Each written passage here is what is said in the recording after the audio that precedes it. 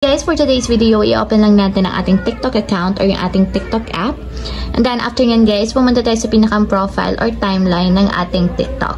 And then, after nyan, pumili lang kayo ng isang video or post na gusto nyo i-edit yung caption. Open nyo lang yung post guys. And then, after nyan, itap nyo yung 3 horizontal dots na nandito sa may lower right corner. So, tap nyo lang.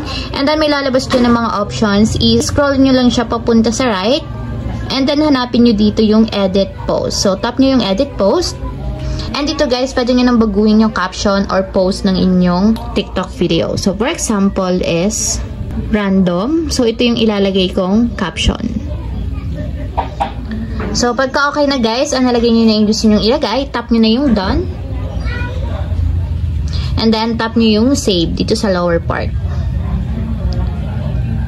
So, refresh nyo lang siya and tingnan natin yung video. And kung makikita nyo guys, mayroon na siyang caption or post. So, random yung nakalagay.